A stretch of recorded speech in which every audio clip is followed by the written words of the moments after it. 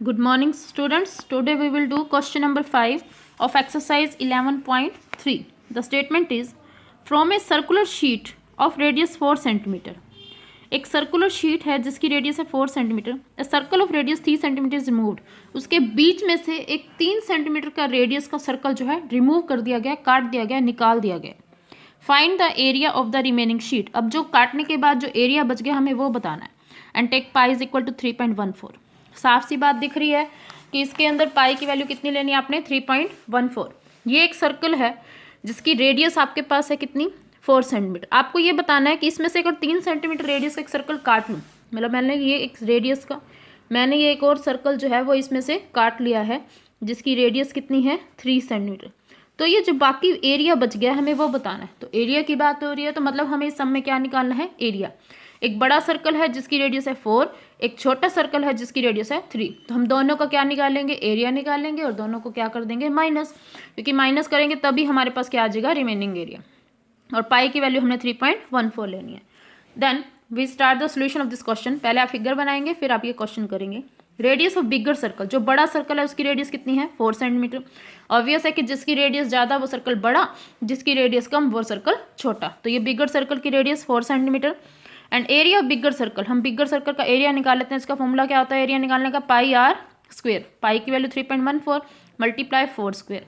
Square का मतलब 4 को 4 से मल्टीप्लाई करना है 2 बार. तो 3.14 मल्टीप्लाई 4 मल्टीप्लाई 4 मल्टीप्लाई करने पर आप हमारे पास आ गया 50.24 सेंटीमीटर स्क्वेयर. सेंटीमीटर स्क्वेयर क्यों, क्योंकि एरिया निकालना था और रेडियस सेंटीमीटर में थी और एरिया हमेशा किस में होता है, स्क्वेयर में. तो ये आ गया 50.24 सेंटीमीटर स्क्वेयर. अब दूसरा सर्कल जिसकी रेडियस कितनी थी, 3 सेंटीमीटर.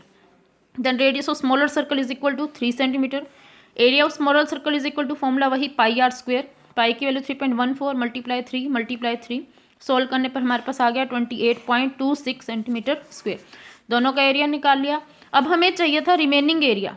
तो एरिया ऑफ रिमेनिंग शीट, जो बच गई शीट एक सर्कल को काटने के बाद वो कितनी बची, हमें वो एरिया चाहिए था. तो दोनों एरिया को क्या कर देंगे, माइनस कर देंगे. जो एरिया ऑफ बिगर सर्कल था minus area of smaller circle, 50.24 minus 28.26. आप इसको माइनस करेंगे तो आपका आंसर आ जाएगा सेंटीमीटर स्क्वेयर में. इस ढंग से आप क्वेश्चन नंबर 5 कर सकते हैं. Now we will do question number 6. The statement is Saima wants to put a lace on the edge of a circular table cover of diameter 1.5 metre. Saima जो है एक टेबल कवर है, टेबल कवर जो है उसके एज पे एक लेस लगाना चाहिए. एज मतलब उसकी बाउंड्री पे लगाना चाहती है वो लेस. और उस टेबल कवर का जो डायमीटर है वो है 1.5 metre. Find the length of the race required. अब आपको वो उसको लेस कितनी जरूरत पड़ेगी ये बताना है. Also find its cost. If 1 metre of the lace cost ₹15. 1 metre जो लेस कॉस्ट है वो दी हुई है ₹15 और पाई की वैल्यू दी हुई है 3.14. जैसा आपने क्वेश्चन नंबर 4 किया था वैसा ही सेम टू सेम ये क्वेश्चन नंबर 6 है. बता देती हूँ मैं कैसे करना है. डायमीटर गिवन है टेबल, सर्कुलर टेबल का 1.5 मीटर. लेस कितनी चाहिए वो निकालनी थी क्योंकि लेस एज पर लगनी है. एज पर लगनी है मतलब उसकी बाउंड्री पर लगनी है, बाउंड्री पर लगनी है मतलब उसका सर्कमफ्रेंस. तो length of race required is equal to circumference of the circle. और सर्कमफ्रेंस निकालने का फॉर्मूले 2 हैं, एक 2πr और एक πd. रेडियस गिवन होती तो 2πr, बट यहाँ पे डायमीटर गिवन था तो फॉर्मूला हमने क्या यूज़ कर दिया, सीधा πd. पाई की वैल्यू 3.14 मल्टीप्लाई 1.5 मल्टी का डेसिमल हटाया. 3.14 के नीचे 100 लगेगा क्योंकि डेसिमल के बाद 2 डिजिट है. 1.5 का जब आप डेसिमल हटाएंगे तो नीचे 10 लगेगा क्योंकि डेसिमल के बाद एक ही डिजिट है 5.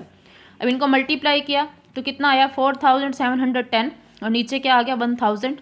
डेसिमल लगाएंगे तो 4.71 मीटर. उसके बाद कॉस्ट दी हुई थी, कॉस्ट ऑफ 1 मीटर लेस थी ₹15. तो जितनी लेस रिक्वायर्ड थी कितनी थी 4.710. उसको हम 15 से मल्टीप्लाई करेंगे तो हमारा आंसर आ जाएगा. इन दिस वे आप ये दोनों क्वेश्चन जो है इजीली कर सकते हैं.